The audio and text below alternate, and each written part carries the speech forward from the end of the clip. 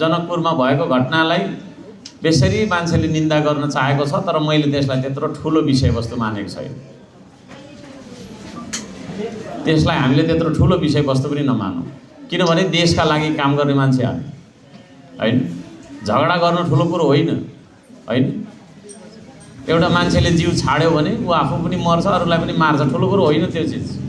श्रम संस्कृतिले त्यो चाहेको छैन।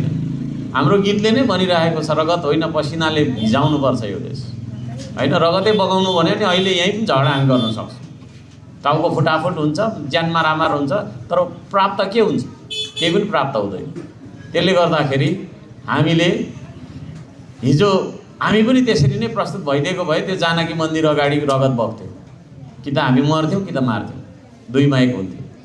तर त्यो गरेर हामीलाई के प्राप्त हुन्छ हैन? त्यो खालको हामीले चाहेका छैनौँ।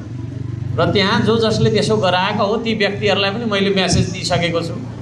हिजो जनकपुरबाटै पनि मेसेज दिएको हो, त्यसो नगर्नुहोस्, यो देश हामी सबैको हो हैन। त्यसो भने भोलि तपाईँहरू पनि बराह क्षेत्र आउँदा हामीले बाटो छेक्यौँ भने के हुन्छ हैन?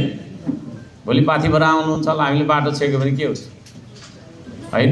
पिण्डेश्वर अहिले के अरे तपाईँको बोलबमको मौसम छ, यतिखेरै हामीले बाटो छेक्यौँ भने के हुन्छ? हाम्रो पनि त पकड क्षेत्र होला। तर त्यो तरिकाले हामी अगाडि बढ्नु हुँदैन। म तपाईँहरूलाई यहाँ मेसेज दिन चाहन्छु, त्यस्तो तरिकाले हाम्रो देशको परिकल्पना हुन सक्दैन, जीवन शान्ति सुरक्षाको परिकल्पना हुन सक्दैन। जान सक्नुपर्छ, जान पाउनुपर्छ, त्यो खालको वातावरण हामी सबैले सिर्जना गरौँ।